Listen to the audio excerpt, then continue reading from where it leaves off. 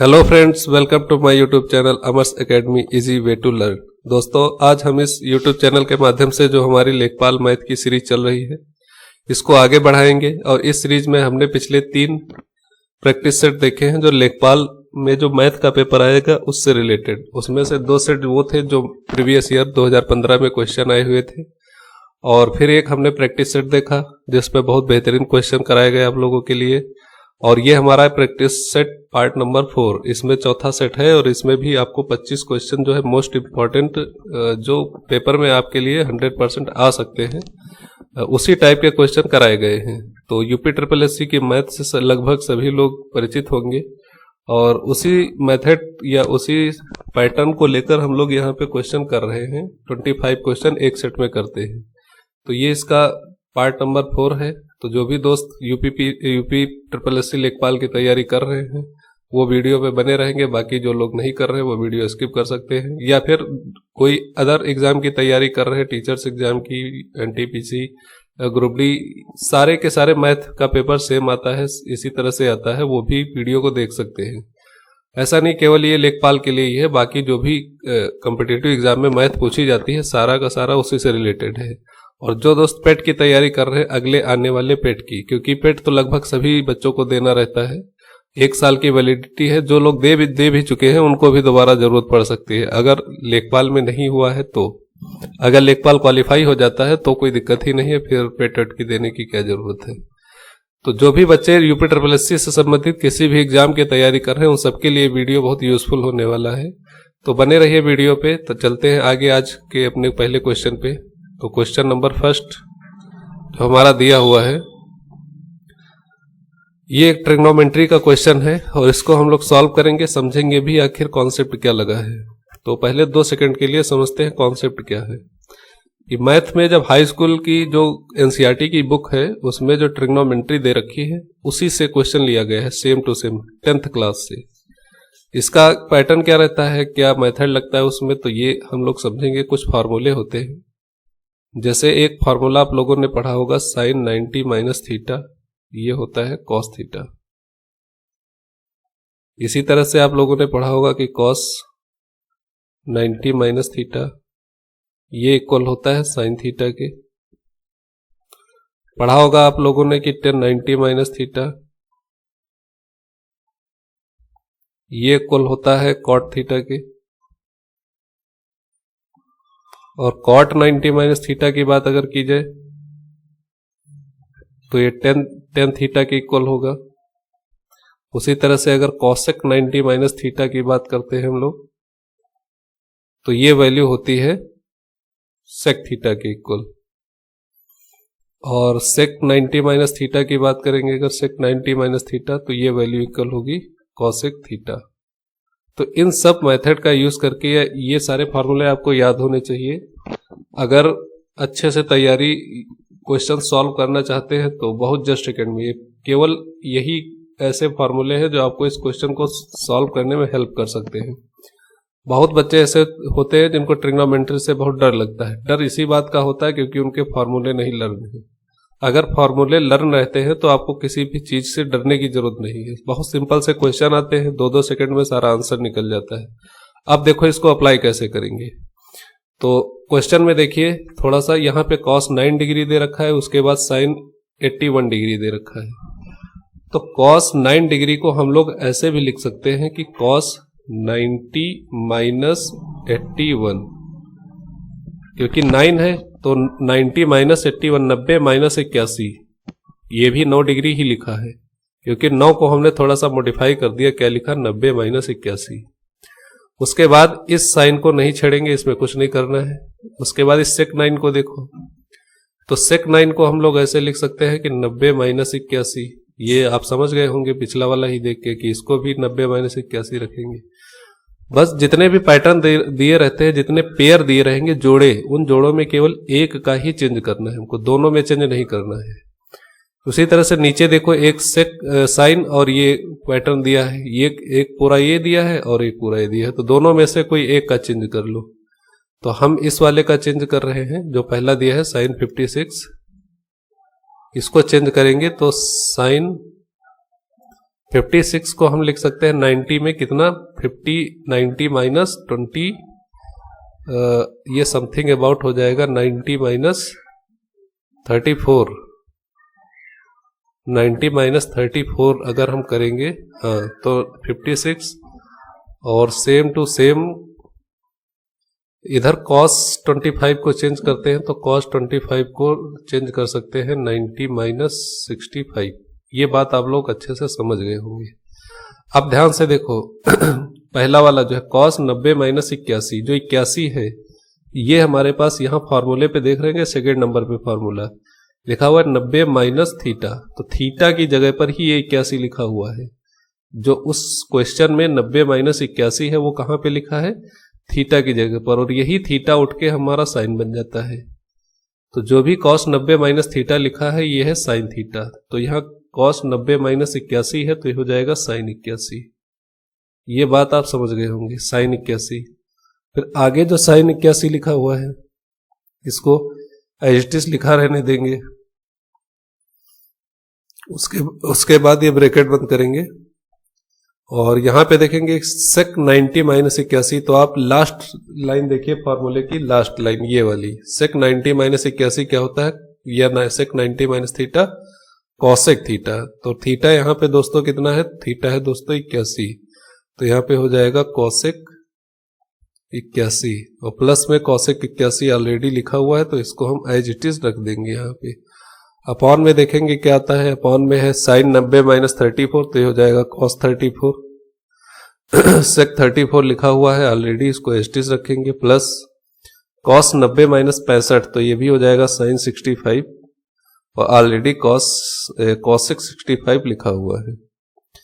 तो ऊपर देखोगे सेम सेम है, साइन 81 तो हो जाएगा 2 साइन 81 प्लस यहां से 2 इंटू है, सॉरी इंटू यहां से दोनों को ऐड करेंगे तो हो जाएगा 2 कॉसेक 81,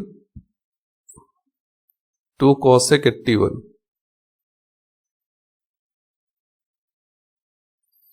अपॉन में देखोगे क्या आएगा कि ये cos 34 लिखा है, sec 34 लिखा है, तो cos 34 लिखा रहने देंगे और sec 34 को हम लोग दोस्तों लिख सकते हैं 1/cos 34। उसके बाद यहां पर भी sin 65 एस्टिस लिखा रह देंगे, cos को लिख सकते हैं 1/sin 65। ये चीज अगर आप लोगों को पता थी तो बिना कुछ करे बहुत जल्दी इसको सॉल्व कर सकते थे, लेकिन अगर दिक्कत होती है तो उसमें आप लोग थोड़ा सा संभल के सॉल्व करना चाहिए। अब यहां से ध्यान से देखिए, ये पूरा 1 बचा, ये पूरा 1 बचा और बीच में प्लस लगा है तो ये अपॉन में बचेगा 2। ऊपर देखो 2 बार 2 है, 2 प्लस 2 इंटू 2 हो जाएगा 4 और फिर से वही साइन 81 है तो साइन 81 लिखा रहेगा एस्टिस, इंटू कॉसिक को लिख सकते हैं 1/sin 81, तो यहां से साइन 81 कैंसिल, 2 2 जा 4, तो फाइनली 2 इसका जो होगा हमारा कंप्लीट आंसर हो जाएगा ऑप्शन नंबर ए। तो थोड़ा कैलकुलेटिव था, अगर आप लोगों को फॉर्मूले याद रहते हैं तो ये आसानी से कर सकते हैं, बाकी इसमें कोई दिक्कत नहीं है। जो लोग थोड़ी बहुत ट्रिग्नोमेट्री समझते हैं उनके लिए फॉर्मूला मतलब क्वेश्चन बहुत आसान लगा होगा, बाकी जिन लोगों को नहीं आता है वो और थोड़ा सा ध्यान देंगे, क्योंकि सवाल जो होता है इसे बहुत आसान आता है, बट क्या होता है कि लोग फॉर्मूले नहीं याद है बच्चों को तो थोड़ा घबरा जाते हैं, उसे लगता है बहुत बड़ा सवाल कैसे होगा क्या होगा, कुछ नहीं है।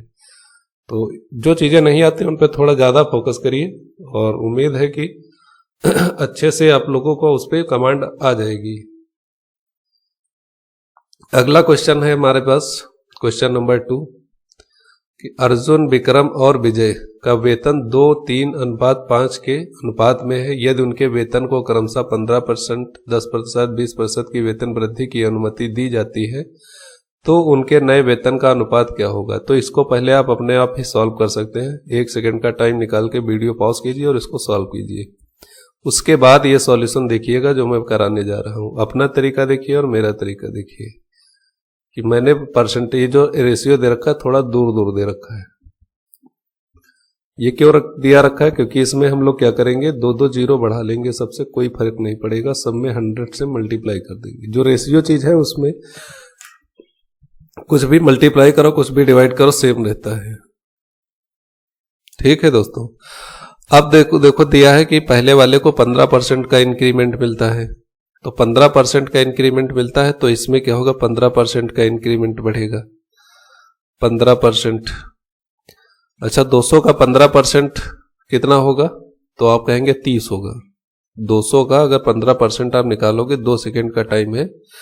परसेंटेज जिनका थोड़ा सा बहुत कॉन्सेप्ट क्लियर है तो तुरंत निकाल के बता देगा। 200 का 15% कितना होगा, 30। तो टोटल ये कितना हो जाएगा, 230। 300 में जो है दूसरे वाले का 10% इंक्रीमेंट हुआ है, तो 300 का 10% बच्चों कितना होता है, 30। तो 30 का इंक्रीमेंट हो जाएगा, तो ये हो जाएगा 330। फिर तीसरे वाले का जो है 20% इंक्रीमेंट हुआ है, तो 500 का 20% आप निकालेंगे तो शायद 50 आएगा।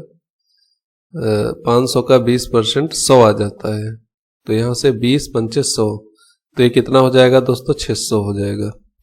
अब यहां पे दिख रहा होगा कि यही रेशियो पूछा गया है हमसे, ठीक है, बट ऐसा रेशियो क्वेश्चन में कहीं नहीं दिया है। तो हमको दिख रहा है कि सब में 0 है, तो सारे 0 एक एक कैंसिल आउट कर देंगे, तो 23:33:60 ये इसका जो होगा कंप्लीट आंसर होगा। बी ऑप्शन इसका बिल्कुल राइट आंसर है, और बहुत अच्छा क्वेश्चन था, सिंपल था, ये आसानी से किया जा सकता था सभी बच्चों के द्वारा। सॉल्व किया होगा आपने, आंसर भी आया होगा, उम्मीद करते हैं। इसी तरह से अगला क्वेश्चन भी आप लोग पहले सॉल्व करेंगे, उसके बाद सॉल्यूशन देखेंगे। बहुत अच्छा क्वेश्चन लेके आए हैं, क्वेश्चन नंबर 3 जो है हमारी आज की क्लास का क्वेश्चन नंबर 3। इसको सॉल्व करो जल्दी जल्दी, 2 सेकंड का टाइम है आप लोगों के पास। मैं सॉल्यूशन भी शुरू कर रहा हूं तब तक।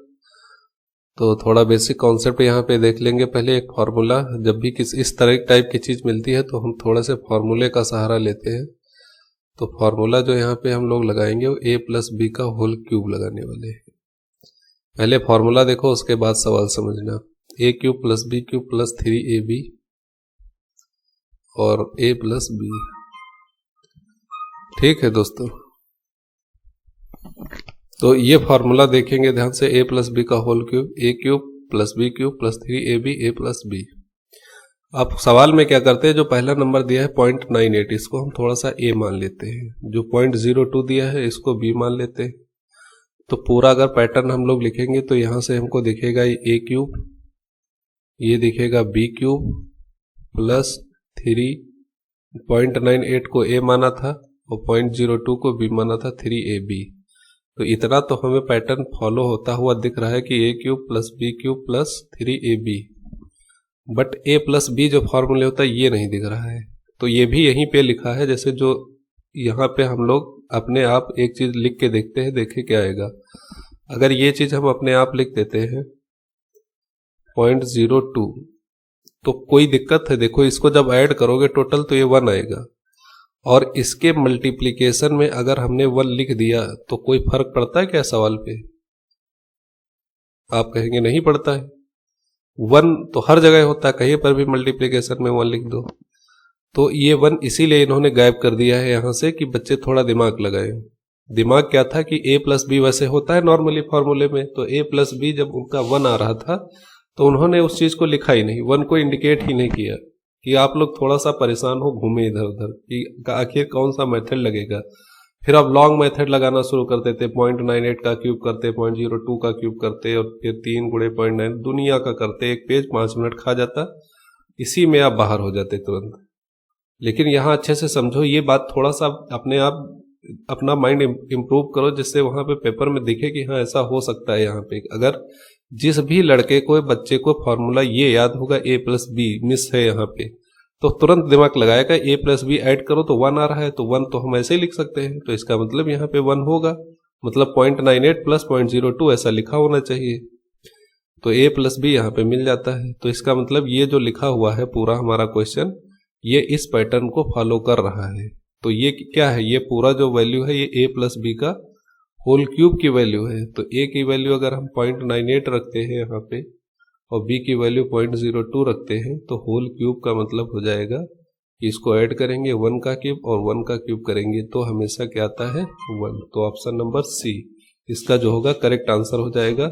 पेपर अगर आपको ये चीज पता थी तो 2 सेकेंड का आंसर था, नहीं पता थी तो बहुत बड़ा था। इसीलिए थोड़ा सा अपना दिमाग स्वयं चलाना सीखे, थोड़ा सा दिमाग लगाए, इसमें प्रैक्टिस करेंगे आप तो अपने आप थोड़ा ये समझ आ जाती है कि आखिर करना क्या है। क्वेश्चन नंबर अगला है, क्वेश्चन नंबर शायद आज का हमारे पास 4 है। इमोनी से एक निश्चित दूरी के 2/3 भाग को 4 किलोमीटर प्रति घंटा और शेष भाग को 5 किलोमीटर प्रति घंटा की दूरी से 1 घंटे 24 मिनट में तय कर सकता है। कुल दूरी ज्ञात करो। तो माना कुल दूरी क्या है, d है। माना कुल दूरी क्या है, d है। टोटल टाइम जो लगता है, एक बार दो जगह दो स्पीड से चल रहा है तो एक बार टाइम t1 लगेगा, एक बार टाइम t2 लगेगा। 1 घंटा 24 मिनट है तो 1 घंटा 24 मिनट को हम लोग थोड़ा सा टोटली घंटे में चेंज करते हैं तो 12 दूनी 24, 12 पंचे 60, 5 2 7/5 घंटे टोटल आ जाएगा ये। ठीक है, ये बात आपको थोड़ा सा पता होनी चाहिए। तो टोटल टाइम कितना लगा है, 7/5 घंटे। फॉर्मूला पढ़ा होगा, टाइम बराबर डिस्टेंस अपॉन वेलोसिटी, चाल बराबर समय बराबर दूरी बटे चाल। तो पहले जो दूरी है वो 2/3 है तो d का 2/3 चल रहा है, तो d का 2/3 दूरी कितनी देर चला है, 4 घंटे। फिर कह रहा बची हुई दूरी बची कितनी, जब 2/3 चल चुका है तो 1/3 बची। तो d की जो 1/3 दूरी थी वो कितनी चाल से चला है, 5 की चाल से चला है।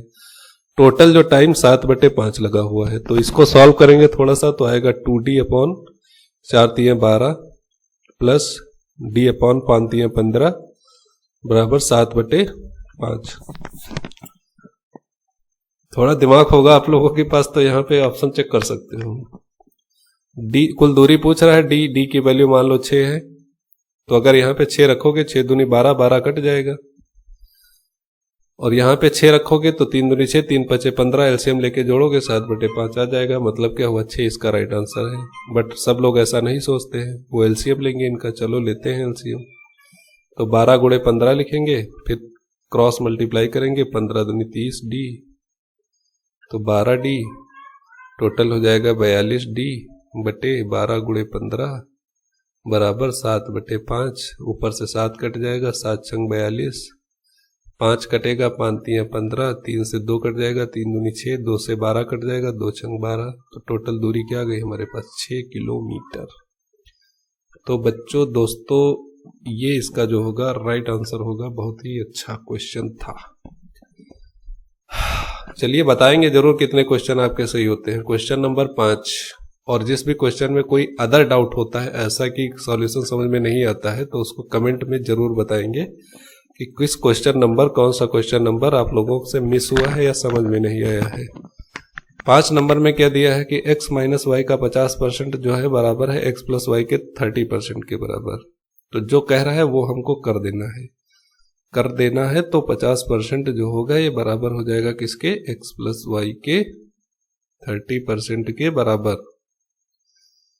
अब देखोगे यहां से कि 100 कैंसिल आउट, 0 से 0 कट गया। इधर 5 का अंदर मल्टीप्लाई हो जाएगा तो 5x - 5y, ये हो जाएगा 3x + 3y।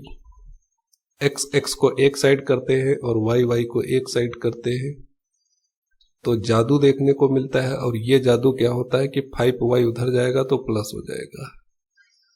अब देखो यहां से 5x में से 3x जब माइनस करोगे तो बच्चा जानता है कि 2x बचेगा। और 3y + 5y को जोड़ते हो तो बच्ची जानती है कि 8y बचेगा।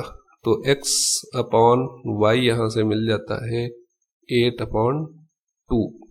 डिवाइड कर दो, 2 2 = 4, 2 4 = 8, 4:1 पूछा गया है।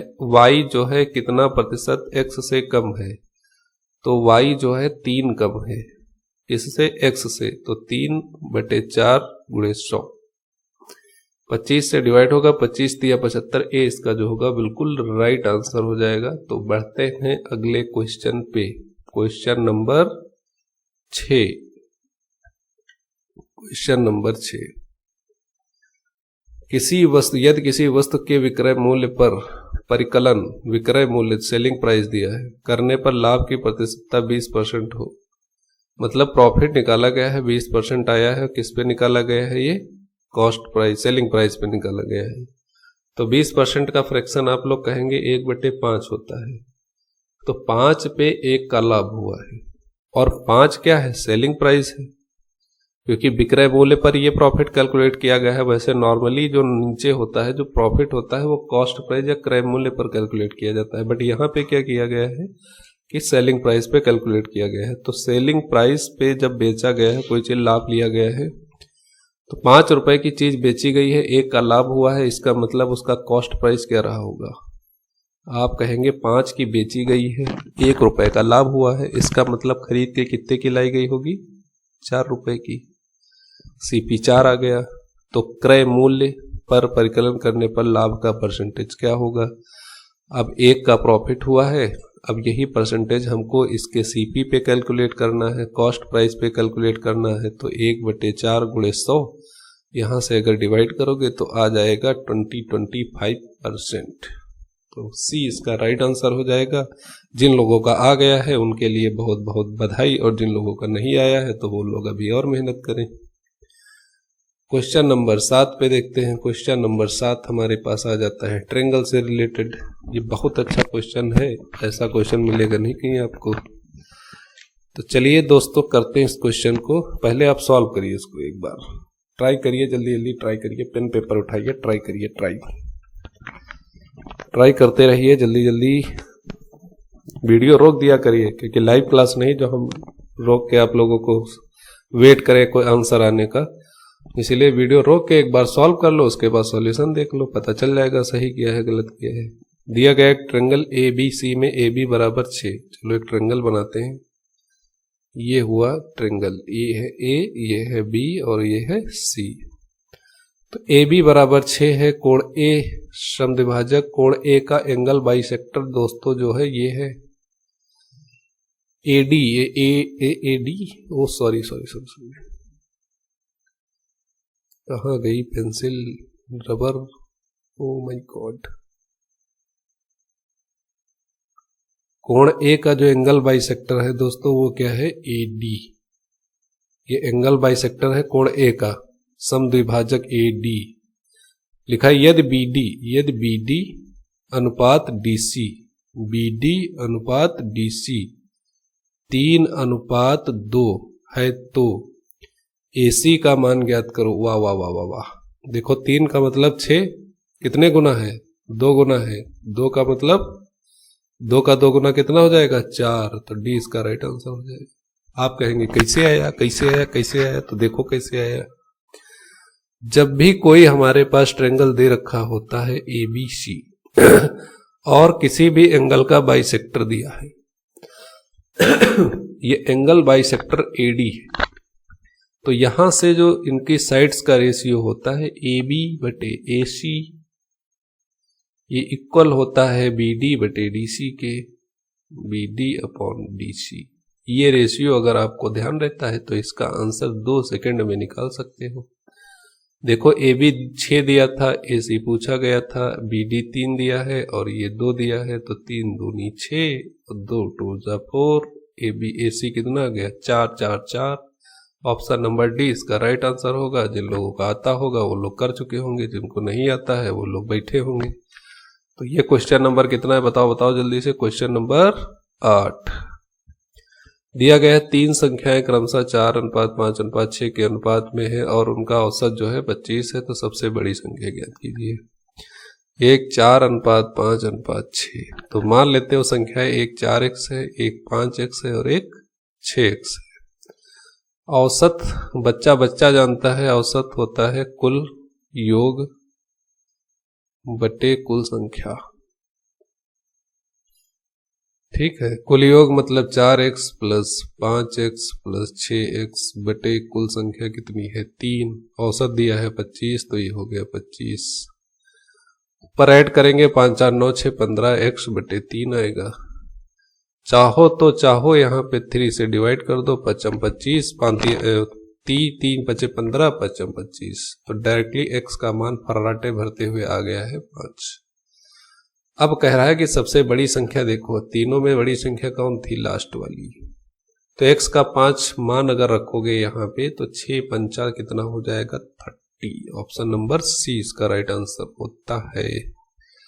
आते हैं क्वेश्चन नंबर 9 पे। क्वेश्चन नंबर पे ध्यान मत देना, थोड़ा सा क्वेश्चन नंबर इस वीडियो में पढ़े नहीं है, बाकी कोई दिक्कत नहीं। 1/x ratio 1/y ratio 1/z equal to दिया है 2:3:5। तो एक्स वाई जेड का रेशियो कैलकुलेट करना है। एक्स वाई जेड का रेशियो कुछ नहीं करना है, इन तीनों का एलसीएम लेके डिवाइड कर दो। इन तीनों का एलसीएम लेके क्या कर दो, इसको डिवाइड कर दो। 5 दिए 15 दूनी 30 एलसीएम मिलेगा।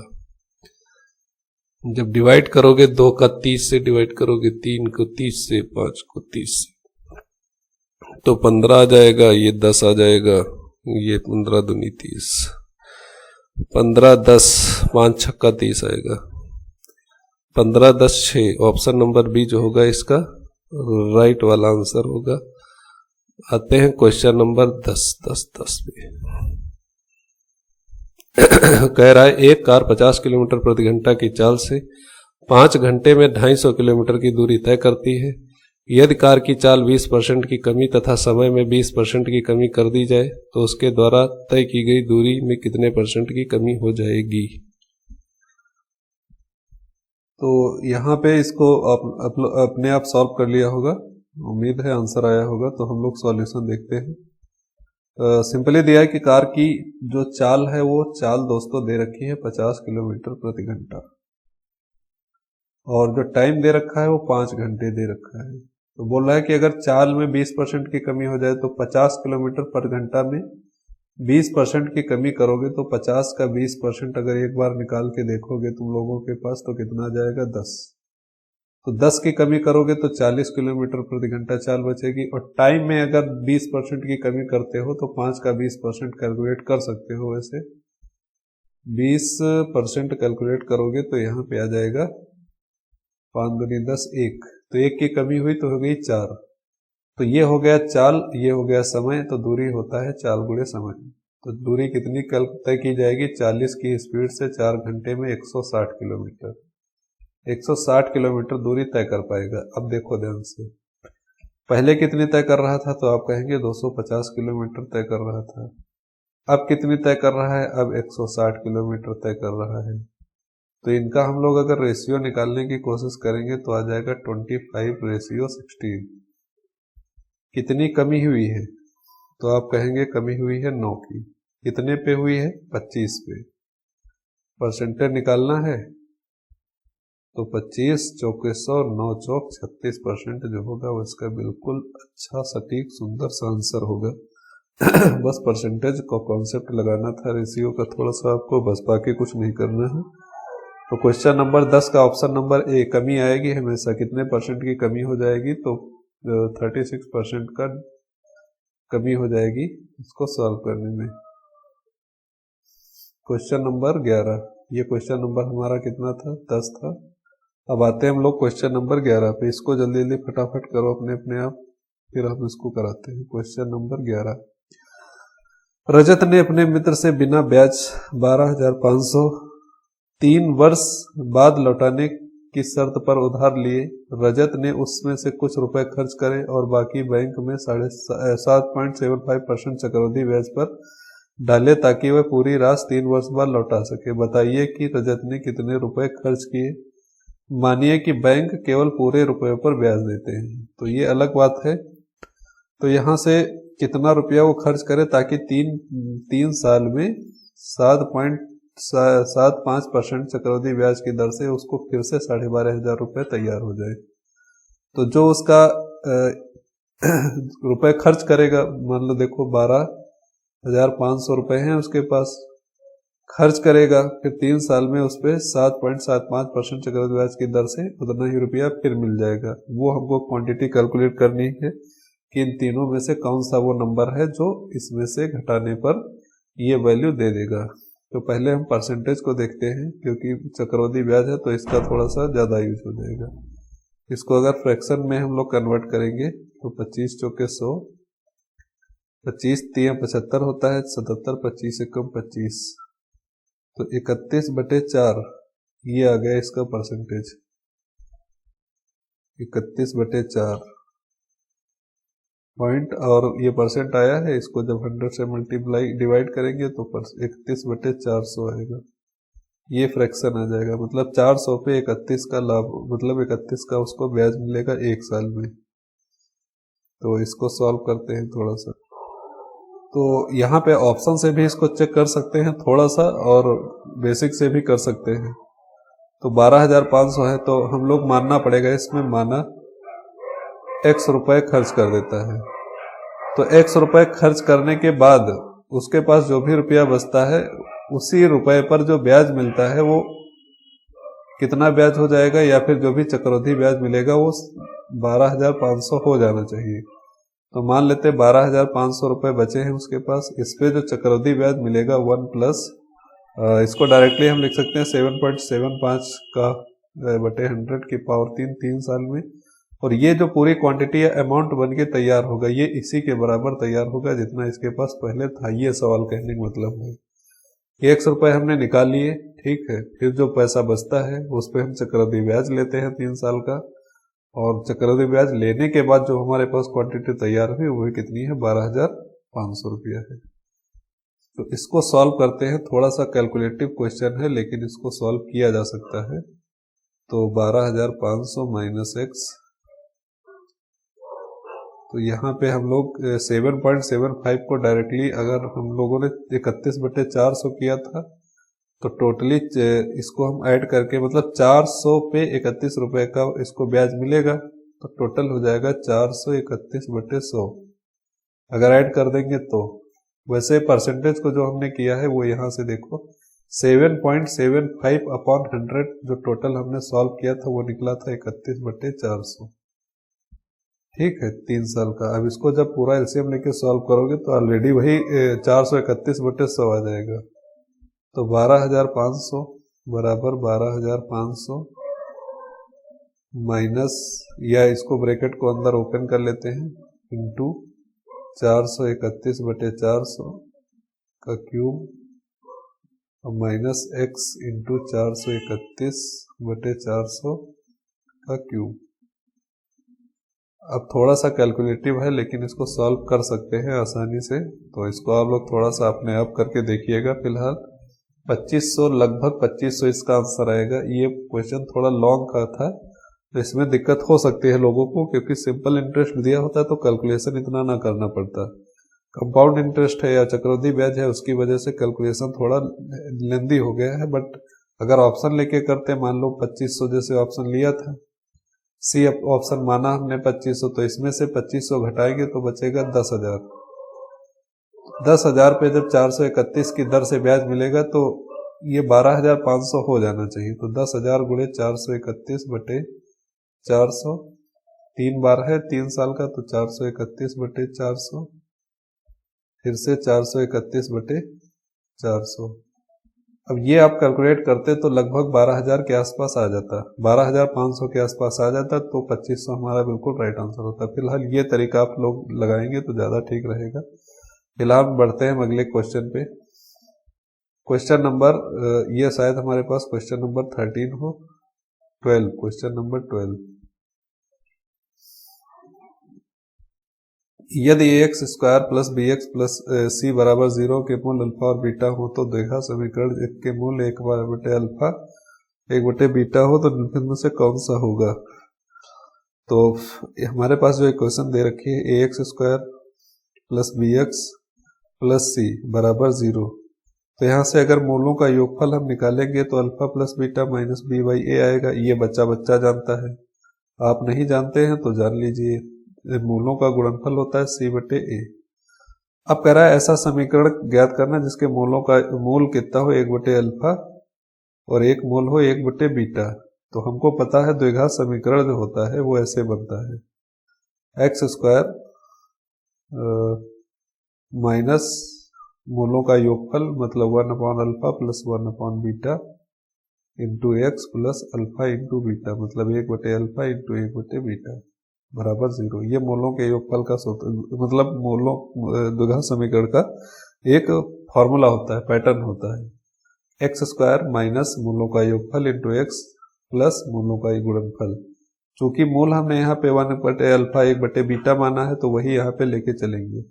तो देखो मूलों का योगफल रखना पड़ेगा हमको, तो एक्स स्क्वायर माइनस इसको जब अंदर सॉल्व करोगे alpha plus beta upon alpha into beta मिलेगा और प्लस एक्स प्लस में 1/अल्फा इंटू बीटा ये वैल्यू आएगी। तो x square minus alpha plus beta हम लोगों ने क्या निकाला है, माइनस बी बटे ए, अल्फा इंटू निकाला है सी बटे ए इंटू एक्स प्लस 1/अल्फा into beta c by a. तो यहाँ से जब इसको कैलकुलेट करोगे तो आएगा हमारे पास x square minus minus plus, यहाँ से ए कैंसिल आउट हो जाएगा, बी बाई सी आ जाएगा, बी बटे सी एक्स और प्लस ये हो जाएगा ए बटे सी बराबर 0। पूरे समीकरण को सी से मल्टीप्लाई कर दोगे तो सी एक्स स्क्वायर सी से मल्टीप्लाई करोगे तो ये सी कैंसिल हो जाएगा, नीचे वाला बचेगा बी एक्स प्लस ए। तो c x square b x plus a, d option जो होगा वो इसका बिल्कुल राइट आंसर हो जाएगा। आते हैं अगले क्वेश्चन पे, क्वेश्चन नंबर 13। क्वेश्चन नंबर 13 दोस्तों क्या दे रखा है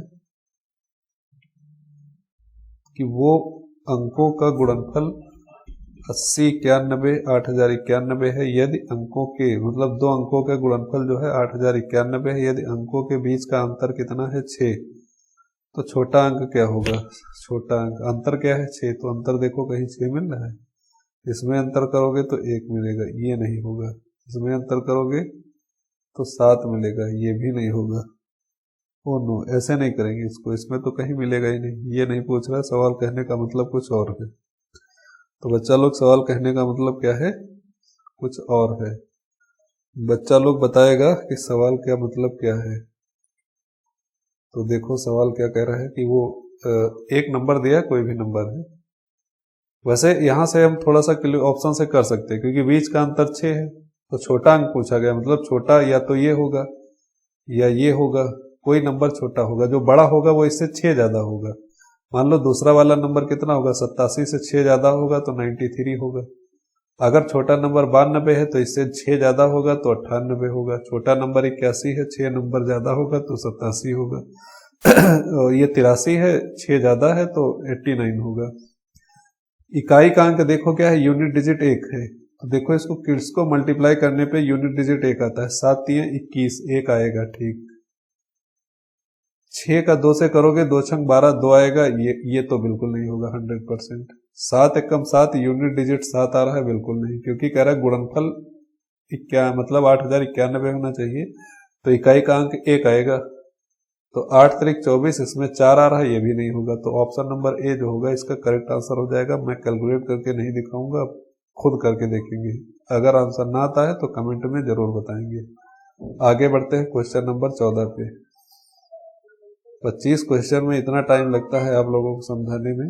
अगर क्वेश्चन नंबर 14, मान ले ए एक अभाज्य संख्या है और बी एक भाज्य संख्या है, तो इस तरह की ए प्लस बी जो है 240 के बराबर है। इसके अलावा ए और बी का लघुत्तम समवर्तक क्या है, 41, 99, तो ए और बी का मान क्रमशः क्या होगा। ए और बी क्या है, अभाज्य संख्याएं हैं। अब ये आपको पता है कि अभाज्य संख्याओं का जो एचसीएफ होगा वो कितना होता है, अभाज्य संख्याओं का एचसीएफ हमेशा 1 होता है, क्योंकि अभाज्य संख्या होती ही वही है जो किसी से ना कटे। किसी से ना कटे तो अभाज्य संख्या है, तो इसलिए इनका एचसीएफ जो होगा 1 होगा, क्योंकि 1 से तो सभी संख्याएं कटेंगी।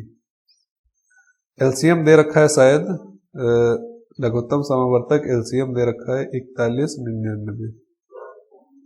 तो वो फॉर्मूला हम लोगों ने देखा होगा, पहली संख्या गुणे दूसरी संख्या बराबर एलसीएम इंटू एचसीएफ। तो पहली संख्या कितनी है ए, दूसरी संख्या क्या है बी, एलसीएम कितना है 41, 99 और एचसीएफ कितना है 1। तो ए इंटू बी की वैल्यू यहाँ से मिल जाती है 4199। और जबकि सवाल में हमको ए प्लस बी दे रखा है, कितना, ए प्लस बी है हमारे पास 240। तो यहाँ से डायरेक्टली ऑप्शन भी चेक कर सकते हो। देखो यूनिट डिजिट 99 आ रहा है दोनों को गुणा करने पर, तो ऑप्शन में देखो किन दो नंबर के अंतिम अंक को गुणा करने पर 9 आ रहा है। 7 3 21, 1 आएगा, इसको काटो। 7 3 21, 1 आएगा, इसको काटो। 7 3 21, 1 आएगा, इसको काटो। 9 एकम 9, 9 आ रहा है, इसको रखो। 19 और 221 जो होगा, सी ऑप्शन इसका राइट आंसर होगा। अब बताओ समझ में आया कि नहीं आया। समझ में ना आए तो पैसे वापस हैं सारे। तो 221 और 19 दो अभाज्य संख्याएं हैं जिनका योग 240 होगा और उनका एचसीएफ अगर निकालोगे एलसीएम निकालोगे तो 4199, एचसीएफ निकालोगे तो 1, सी ऑप्शन राइट आंसर हो जाता है। तो क्वेश्चन करने के तरीके सीखो, बहुत सॉल्व कर लिए, बहुत प्रैक्टिस हो गई। पेपर में क्वेश्चन कैसे किया जाता है, वीडियो को पूरा देखेंगे जो बच्चे, उनको 100% बहुत ही लाभ होने वाला, प्रॉफिट होने वाला है, फायदा मिलेगा। जो लोग इग्नोर कर देते हैं तो बाकी उनकी मर्जी, क्योंकि जबरदस्ती तो किसी से कुछ किया नहीं जा सकता है। ये क्वेश्चन नंबर 14 हो गया हमारे पास। क्वेश्चन नंबर 15, बहुत गजब गजब के क्वेश्चन यहाँ मिलेंगे आप लोगों को। दो गाड़ियां जिनकी लंबाई क्रमशः 121 और 99 मीटर है, साथ साथ की पटरी पर विपरीत दिशा में चल रही है। अगर गाड़ियों की गति 54 और 36 किलोमीटर प्रति घंटा हो तो वे कितने सेकंड में एक दूसरे को पार करेगी। एक रेलगाड़ी इधर से जा रही है, एक रेलगाड़ी इधर से आ रही है, तो इनकी जो लंबाइयां तो ऑलरेडी जुड़ती ही हैं रेलगाड़ी की, तो L1 प्लस L2 टोटल जो L होगा वो हो जाएगा। तो टोटल जो लंबाई या दूरी हो जाएगी दोस्तों, हो जाएगी 121 प्लस 99। तो यहाँ से आ जाएगा 9 1 10, ठीक है, 10 10 और 2 12, 220 220 मीटर ये लंबाई आ जाएगी। चाल दे रखी है, चाल विपरीत दिशा में है तो चाल भी जुड़ जाती है। तो एक 54 किलोमीटर प्रति घंटा, एक 36 किलोमीटर प्रति घंटा, जोड़ दोगे तो कितना आ जाएगा, 6 4 10 की 0, 5 3 8 1, 90 किलोमीटर प्रति घंटा।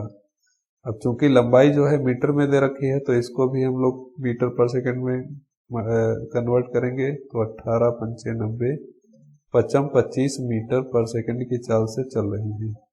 पूछा गया है कि कितने सेकंड में एक दूसरे को पार कर लेंगी। तो टोटल दूरी कितनी चलनी है एक दूसरे को पार करने के लिए, 220 मीटर। और 220 मीटर जो चल रही हो कितनी चाल से चलेंगी, 25 मीटर प्रति सेकंड। तो यहाँ से जब 5 से काटोगे 25 25, 5 चौके 20 और 5 चौके 20, 5 से डिवाइड करो 5 8 40, 8.8। तो डी ऑप्शन इसका राइट आंसर हो जाएगा। 8.8 जो होगा इसका बिल्कुल करेक्ट आंसर हो जाएगा। क्वेश्चन नंबर 16 पे आते हैं। क्वेश्चन नंबर 16, एक त्रिभुज की 3 भुजाएं 16 18 22 मीटर है, उसका वर्ग क्षेत्रफल क्या होगा, निकटतम पूर्ण वर्ग में ज्ञात करना है। 16 18 22, ये कोई ट्रिपलेट तो बन नहीं रहा है हमारे पास, तो इसलिए हमको हीरो सूत्र लगाना पड़ेगा। डेल्टा बराबर क्या होता है, एस अंडर रूट में s minus a, s minus b, s minus c. ठीक है दोस्तों, 12 16 18 22 कुछ बनेगा नहीं इसमें। एस क्या होता है, अर्ध परिमाप होता है, तीनों भुजाओं का योग बटे 2। तो 16 18 22 जोड़ोगे तो 16 प्लस 18 प्लस 22 बटे 2। तो 8 2 10, 6 16 की 6 यहाँ से लाए 3 4 और 1 5, 56, 2 से डिवाइड करोगे 28।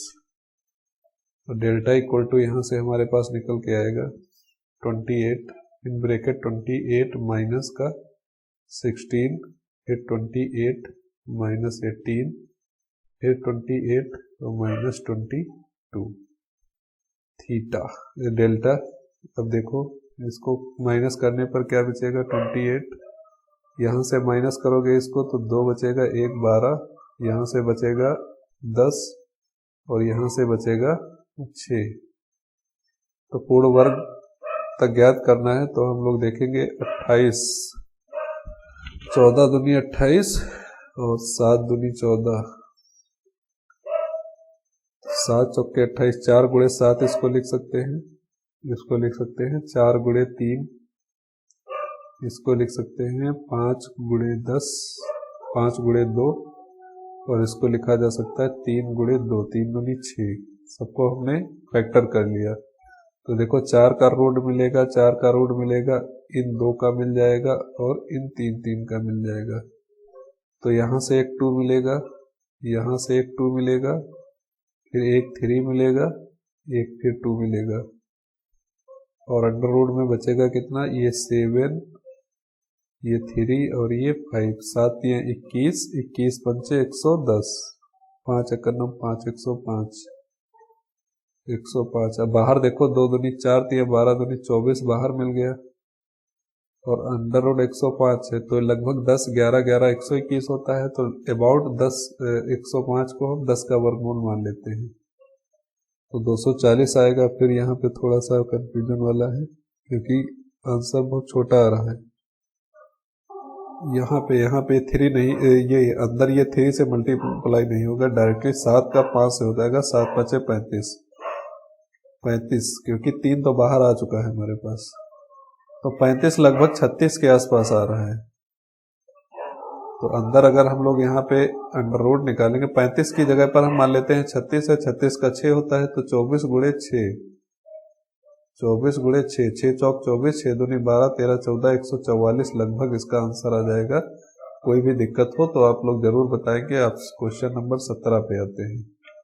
क्वेश्चन नंबर 17 यहाँ पे दिया है कि 30%, 20%, 10% छूट श्रृंखला के बराबर कौन सी एक छूट होगी। तो बट्टा का क्वेश्चन है, तो 30% की छूट, 30% का हम लोग फ्रैक्शन लिखते हैं 3/10, तो इसका मतलब हुआ 10 पे 3 की छूट है, तो 3 की छूट कितनी हो जाएगी, 7।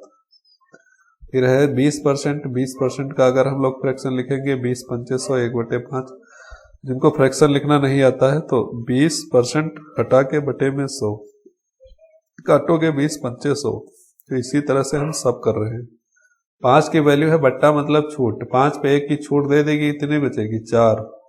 ऊपर देखो 10 पे छूट कितनी दी है, 3, तो कितना बचा, 7।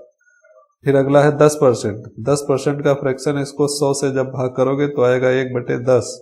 तो 10 पे कितनी छूट दी है, 1 की, तो 10 से कितना हो गया, 9। आप सब इधर मल्टीप्लाई करो ऊपर नीचे, तो 10 पंचे 50, 50 दसवां 500, इधर आएगा 9 चौक 36 और 36 गुणे 7, 36 गुणे 7, 7 छक 42 की 2, 4 7 21, 4 25, 252। बहुत छूट हो गई, 50% से ज्यादा, 500 की चीज की 252, मतलब 50% से थोड़ा सा कम आंसर आएगा।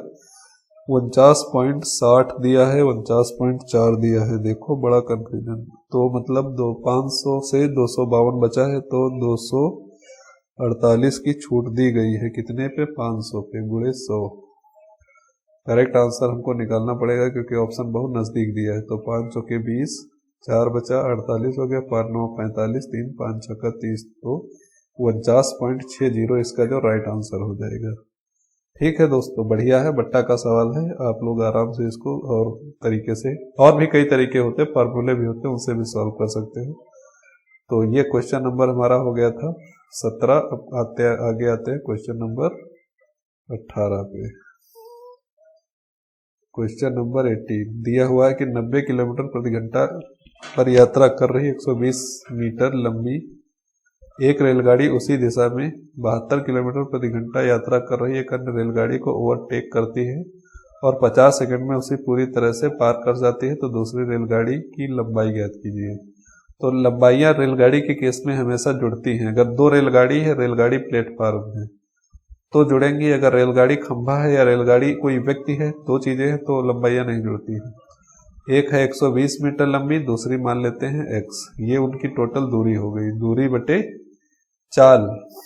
चाल है 90 किलोमीटर प्रति घंटा, और 90 किलोमीटर प्रति घंटा की चाल से जो समय लगता है वो लग रहा है दोस्तों, इसको नहीं, सॉरी, इसको ध्यान से देखेंगे कि विपरीत, एक तो सेम दिशा में, एक रेलगाड़ी इधर से जा रही है तो दूसरी पीछे से जा रही है।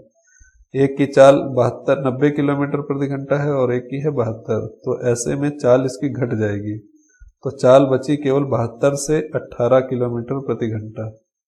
ठीक है, 18 को हम लोग मीटर पर सेकंड में चेंज कर लेते हैं, तो 18 कैंसिल आउट हो जाएगा, बचेगा 5 मीटर पर सेकंड। तो दूरी बटे चाल, दूरी distance upon velocity equal to time होता है।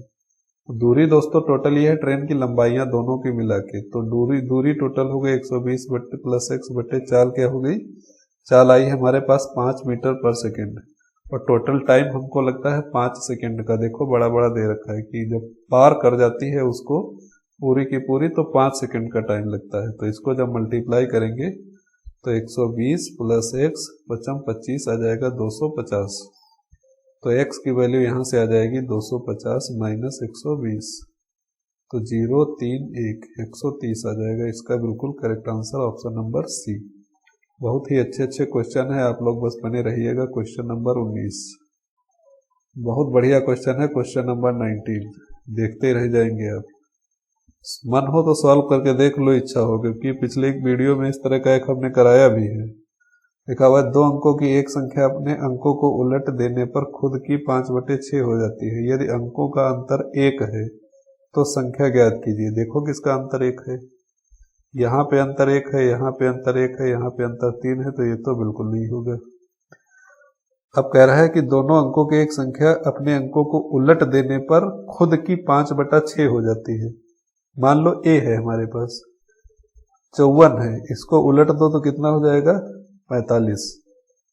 45 का जब 5/6 करोगे तो खुद की 5/6, अब इसका 5/6 करके देखो क्या 45 आता है, तो 6 9 54, 5 9 45, बहुत सही, ये आंसर आ गया इसका। आप क्या करोगे आगे करके,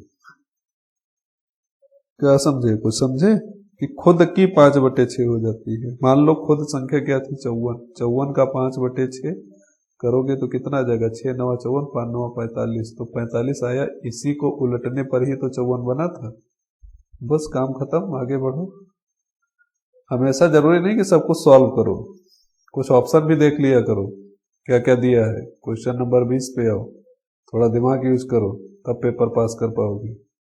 ऐसे नहीं रखा है लेखपाल की नौकरी, सब फॉर्मूले लगाने बैठोगे तो जिंदगी में कभी कोई पेपर नहीं पास कर पाओगे। देखो सवाल कितना बढ़िया दिया हुआ है। नीचे दिए गए चित्र में किसी कंपनी द्वारा कुछ वर्षों में किया गया साइकिलों का निर्माण दर्शित किया गया है। ये बताइए कि 2010 की तुलना में 2011 में कितने % की वृद्धि हुई और 2011 की तुलना में 2012 में कितने % हुई। 2010 ये है और 2011 ये है, तो 10 में कितना है 80, 11 में है कितना 120, कितना इंक्रीज हुआ है तो कहोगे 40। कितने पे हुआ है कहोगे 80 पे हुआ है, तो कितना % बढ़ गया, 40 दूनी 80, 50% की वृद्धि हुई। तो 50% किस ऑप्शन में, ऑप्शन नंबर बी। दूसरा लगाओ या ना लगाओ, आगे बढ़ो, आंसर हो गया। तब भी चलो चेक कर लो तसल्ली के लिए। 2011 से 12 के बीच में देखो क्या हुआ है। 11 में क्या था 120, दिख रहा है 2011 की 120, ये है 90। कितने की कमी आई है तो कहोगे 30 की कमी आई है। 30 की कमी कितने पे आई है, तो 120 पहले था, उसी पे तो 30 की कमी आई है। तो 12, इसको काटोगे तो 2 6 3 3 3 दाम 30, 3 चौके 12, तो 2 दूनी 4, 2 पंचे 10, 2 पंचे 10, 5 गुणे 5 55, 25% की कमी आ गई यहाँ पे। तो बताओ दूसरा ऑप्शन करने की जरूरत थी, तो जब एक ही ऑप्शन में पहले से आंसर मिलता है तो क्यों उसमें माथापच्ची करोगे। टिक लगाओ, आगे बढ़ो। एक और क्वेश्चन आ गया है बहुत बढ़िया सा, कि सारणी में दिए आंकड़ों की सहायता से समांतर माध्य की गणना कीजिए। बहुत सरल क्वेश्चन है समांतर माध्य की गणना करना। यहाँ पे भार दिया है किलोग्राम में, छात्रों की संख्या दी है, इसको हम लोग F से लिखते हैं, इसको हम लोग X से लिखते हैं। तो पहले हमको Fx निकालना पड़ेगा, फिर सिग्मा Fx निकालना पड़ेगा। तो श्री सारणी भी बनती है। सारणी देखो कैसे बनती है, ऐसे सीरीज बनाई जाती है इसकी। पहले जो सारणी दे रखी है उसको बना लेंगे, बाकी हम सारणी बनाएंगे नहीं, फालतू में कैसे लिख देंगे। और थोड़ा सा हिंट दे देंगे, कैलकुलेट अपने आप करना, क्योंकि कैलकुलेशन बहुत बड़ी बड़ी गुणा भाग है, करना अपने आप। एक्स दिया है और एफ दिया है, फ्रीक्वेंसी आवृत्ति दी है इनकी। तो एफ एक्स निकालना है, मतलब कि इनका आपस में गुणा करना है। तो 46 गुणे 7 करोगे, 7 छक 42 की 2 हासिल है 4, 7 चौके 28, 4 32, 322 हो गया। इसी तरह इसका मल्टीप्लाई करोगे तो कुछ आएगा, इसका मल्टीप्लाई करोगे फिर कुछ आएगा, इसी तरह इसका इसका इसका सबको मल्टीप्लाई करोगे तो कुछ ना कुछ वैल्यू आएगी। फिर सबको ऐड करोगे तो उसको कहा जाएगा सिग्मा एफ एक्स। कुछ वैल्यू आएगी सिग्मा एफ एक्स की जब सब एफ एक्स को ऐड कर लोगे। उसके बाद सारी फ्रीक्वेंसी इसको ऐड करना है, ये इसको हम लोग कहते हैं sigma F. Sigma F add करोगे तो 7 6 11, 6 6 12, 1 13, 7 6 13, 4 17, 17 4 21, 9 30, 35 35 और 4 39, 40 5 45 आया है। अब समांतर माध्य का जो फॉर्मूला होता है वो होता है sigma F x upon sigma F. तो ये जो भी ऐड करके आएगा, ऊपर वाली ये लाइन दिख रही होगी आपको, ये लाइन सिग्मा एफ एक्स जो भी आएगा ऐड करने के बाद उसको हम लोग यहाँ पे रखेंगे और अपॉन में 45 रखेंगे, डिवाइड कर देंगे तो इसका समांतर माध्य आ जाएगा। तो जो भी क्वेश्चन जो भी आंसर आएगा वो इसका आप लोग आंसर लगा देंगे। और कैलकुलेशन ज़्यादा है इसलिए इसको थोड़ा स्किप कर रहे हैं, बाकी आप लोग करेंगे तो आसानी से हो जाएगा। अगले क्वेश्चन नंबर, ये हमारा क्वेश्चन नंबर 21 था, चलो थोड़ा सा मार्क कर देते हैं क्वेश्चन नंबर 21। अगला क्वेश्चन आता है क्वेश्चन नंबर 22। क्वेश्चन नंबर आगे पीछे हो सकता है, उसके लिए आप टेंशन मत लीजिएगा। 22 फिलहाल मान के चलते हैं, आगे देखेंगे कितना बचा है। यदि एक कक्षा में लड़कों की औसत आयु लड़कियों की संख्या की दोगुनी है और कुल 36 की कक्षा में लड़कों और लड़कियों का अनुपात 5:1 है, तो कक्षा में लड़कों की आयु का कुल योग क्या है? तो पहले लड़के बॉयज कितने हैं और गर्ल्स कितनी है? 5:1 है और टोटल कितने? 36। तो यहाँ से टोटल 6 की वैल्यू 36, तो 1 की वैल्यू कितनी हो जाएगी? 6। तो 6 छक्का 36 होता है ना, तो 1 की वैल्यू 6। तो यहाँ से 6 से मल्टीप्लाई करेंगे 30 बॉयज हो जाएंगे, यहाँ 6 से मल्टीप्लाई करेंगे 6 गर्ल्स हो जाएगी। कह रहे लड़कों की औसत आयु जो है वो लड़कियों की संख्या की दोगुनी है। इनकी जो औसत आयु है लड़कियों की संख्या की कितनी है? दोगुनी है। तो औसत आयु कितनी है? 12 है। यहाँ से पता चल गया औसत आयु कि लड़कियों की संख्या का दोगुना कितना होगा? 12। औसत आयु है तो कुल जोड़ बटे कुल संख्या, कुल जोड़ मतलब आयु का जोड़, आयु का जोड़ बटे कुल संख्या। संख्या 30 है लड़कों की, देखो ध्यान से, तो 12 बराबर कुल आयु, ऊपर जो होता है कुल आयु का जोड़ है। संख्या कितनी आई है? संख्या है 30, तो 12 3 36 360, ये कुल आयु का जोड़ आ गया इसका। बताओ कोई तकलीफ किसी को? ऑप्शन नंबर सी हो गया इसका राइट आंसर। 22 नंबर खत्म, देखते ही रह जाओगे, खत्म हो जाएगा उधर, हवा खाना फिर बाद में। 23 नंबर देखो, एक रकम को ए बी सी के बीच विभाजित किया गया, सी को ए का दोगुना मिला, तो इसको ऐसे बना लो ए बी सी, जिसको 2 बार लिया जाता है। ये सवाल समझ लो थोड़ा ध्यान से, जिसको देखो दोनों में लिया गया, जैसे सी को ए से दोगुना मिला और कह रहा है ए को बी से दोगुना मिला, तो देखो ए दोनों में काउंट किया जा रहा है। तो ए की मान लो कुछ, ए की मान लो 2,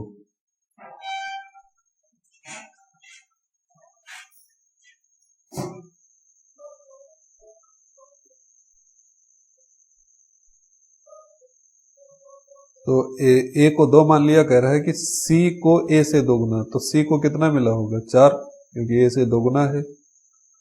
और ए को बी से दोगुना मिला है, ए को जो है बी से दोगुना मतलब बी को कितना मिला होगा? 1, तभी तो ये दोगुना होगा इसका। बस आराम से आ गया।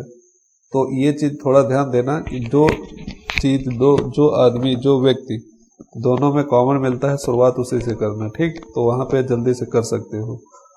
फिर कह रहा है बी और सी के हिस्सों के बीच का अंतर, बी और सी के हिस्सों का अंतर कितना है? यहाँ से देखोगे अंतर जो है 3 है, ये 3 है 3675। तो 1 की वैल्यू कितनी आ जाएगी? 3 से डिवाइड करोगे, 3 एकम 3, 3 दूनी 6, 3 कम 3, 3 दूनी 6, 3 5 15, 1225 1 यूनिट की वैल्यू है। तो कुल रकम कितनी थी? तो टोटल हम लोगों ने 4 2 1 3 3 4 3 7 मानी है, तो 7 यूनिट की वैल्यू हो जाएगी 1225 इंटू 7, तो 7 5 35 की 5 हासिल है 3, 7 दूनी 14, 15 16 17, 7 दूनी 14 1 15, 7 एकम 7 1 8, 8575। बी ऑप्शन इसका जो होगा बिल्कुल राइट आंसर होगा ऑप्शन। अगले क्वेश्चन पे आते हैं, क्वेश्चन नंबर 24। क्वेश्चन नंबर 24 तुरंत देखो फटाफट। यदि जूतों की एक जोड़ी को 2033 में बेचने पर हुए लाभ की रकम उसी में जोड़े को 1063 पर बेचने पर होने वाली हानि की राशि के बराबर है, तो जूतों की उस जोड़े की लागत कीमत क्या है? तो क्वेश्चन में कह रहा है कि 2033 में बेचने पर, 2033 में सेलिंग प्राइस में बेचने पर, तो जो लाभ हुआ है, जितना भी प्रॉफिट हुआ है, उतना ही लॉस हुआ है। कब? जब उसने 1063 की बेचा है तब। तो जो प्रॉफिट होता है वो सेलिंग प्राइस माइनस उसका कॉस्ट प्राइस, मतलब 2033 माइनस कॉस्ट प्राइस कुछ रहा होगा। जो लॉस होता है वो कॉस्ट प्राइस माइनस 1063, ये लॉस रहा होता है। तो यहां से अगर देखोगे 1063 इधर लाओगे तो 2033 प्लस 1063 और ये इधर CP पहले से है, एक CP और उधर आ जाएगा तो हो जाएगा प्लस का CP। तो टोटल इसको ऐड करोगे 336 हो जाएगा, 63903 3096 हो जाएगा 2CP। 2 से डिवाइड कर दोगे 15 बचेगा, इधर बचेगा 2 2 2 चौके 8 2 थे 16 45 1548। बी ऑप्शन इसका जो राइट आंसर हो जाएगा। लागत कीमत कॉस्ट प्राइस पूछा था तो कॉस्ट प्राइस निकल के आ गया है। तो यहाँ पे यही कॉन्सेप्ट लगा है कि 2033 में बेच रहा है, विक्रय मूल्य जो है उस पर जो भी लाभ हुआ है उतना ही हानि हुई है। कब? जब उसने 1063 की बेचा है तब। तो प्रॉफिट जो होता है वो सेलिंग प्राइस में से कॉस्ट प्राइस, मतलब जो चीज बेच चुके हो उसमें से विक्रय मूल्य में से क्रय मूल्य घटाओगे तो प्रॉफिट मिलेगा। अगर हानि हुई है तो क्रय मूल्य से कितना रुपए घटाओ, मतलब जो भी बेचा है उसको घटाओगे तो उसमें लाभ हानि पता चलेगी कितनी हुई। तो दोनों ही क्या है, बराबर है इसमें। अगला क्वेश्चन आता है, इसकी बहुत अच्छी ट्रिक बताने वाले हैं यहाँ पे, ध्यान से देखो। ये क्वेश्चन का पैटर्न समझो। क्वेश्चन का पैटर्न ये है कि कोई भी नंबर लिखा है हमारे पास, जैसे 30 प्लस 10 अंडर रूट 5। इसके अलावा हमने लिखा 5 प्लस 2 अंडर रूट 6। ये पैटर्न होता है। या इसको ऐसे लिख सकते हैं 4, इस यहाँ पे हम लोग 4 रखेंगे। या ऐसे लिखा हुआ है कि 6 प्लस 2 अंडर रूट 5। तो अंडर रूट के बाहर यहाँ क्या दिख रहा है, 2 दिख रहा है दोनों क्वेश्चन में। सब बहुत सारे क्वेश्चन में पैटर्न क्या आते हैं, वर्गमूल ज्ञात करना होता है। तो 2 दिख रहा है तो यहाँ पर भी हमको 2 दिखना चाहिए। 2 दिखाने के लिए क्या करना पड़ेगा, 2 दिखाने के लिए इसको फैक्टर करना पड़ेगा, 2 गुणे 5। अब बाहर केवल 2 रखना है तो 5 को हमको अंडर रूट के अंदर ले जाना पड़ेगा। तो 5 को अंडर रूट के अंदर ले जाओगे तो हो जाएगा 25। तो 30 प्लस 2 अंडर रूट हो जाएगा 25 और गुणे 5। ठीक, 30। अब देखो यहाँ से ऑलरेडी 25 और 5 को जोड़ोगे तो 30 मिल रहा है। यहाँ पे क्या किया जाता है कि 4 के ऐसे फैक्टर करो कि जोड़ने पर ये वैल्यू मिले, तो हम लोग 4 गुणे 1 लिखते हैं। यहाँ पे कहा जाएगा 5 के ऐसे फैक्टर करो कि जोड़ने पर 6 मिले, तो इसको हम 5 गुणे 1 लिख सकते हैं। लेकिन यहाँ पे ऑलरेडी 25 गुणे 5 मतलब जोड़ने पे मिल रहा है 30। तो इसका मतलब क्या हुआ कि बड़ी वाली संख्या का अंडर रूट प्लस छोटी वाली संख्या का अंडर रूट, और यही आंसर हो गया। आप कहोगे बड़ी वाली संख्या 25 का अंडर रूट हमको पता है 5 होता है, तो लिख लो 5 अंडर रूट 5। ये आंसर हो गया। सी पार्ट इसका धड़ाके से आंसर आ जाता है, कोई तकलीफ नहीं। जैसे ये वाले एग्जाम्पल बताए हैं तो बड़ी संख्या का अंडर रूट और प्लस लगा है तो प्लस छोटी संख्या का अंडर रूट, तो बड़ी संख्या का अंडर रूट तो छोटी संख्या का अंडर रूट 1, टोटल हो गया 3। यहाँ पे देखो बड़ी संख्या का अंडर रूट प्लस लगा है तो प्लस छोटी संख्या का अंडर रूट, ये इसका आंसर हो जाता है। तो इस पैटर्न का सवाल जब भी कभी मिले तो जो भी यहाँ पे अंडर रूट के बाहर वैल्यू है इसको क्या बनाने की कोशिश करोगे, 2 बनाने की कोशिश करोगे। अगर 2 बना लेते हो तो डायरेक्टली आंसर आ जाता है। सी ऑप्शन इसका राइट आंसर होगा। तो ये लास्ट क्वेश्चन था, क्वेश्चन नंबर 25। दोस्तों आज के इस वीडियो का बहुत लंबा वीडियो खींच गया है, तो वीडियो देखने के लिए सभी दोस्तों को थैंक्स। और सभी से एक रिक्वेस्ट है कि सभी लोग प्रॉपरली वीडियो को वॉच करें, और हमारी भी कोशिश रहेगी कि प्रॉपरली सारे वीडियो आपको दिए जाए जिससे अच्छे से अच्छे तैयारी हो सके। फिलहाल अभी पेपर की कोई निश्चित डेट नहीं है, लेकिन फिर भी हम लोगों को तैयारी बनाए रखनी है। तो वीडियो अच्छा लगता है तो उसको लाइक करो, शेयर करना बिल्कुल ना भूलो, और साथ में चैनल नहीं सब्सक्राइब किया है तो उसको सब्सक्राइब करो। अपने दोस्तों को शेयर कीजिए जिससे ज़्यादा से ज़्यादा हमें सपोर्ट मिले। और सभी को बहुत बहुत थैंक्स वीडियो देखने के लिए। मिलते हैं अगले वीडियो में, तब तक के लिए सभी को बाय बाय।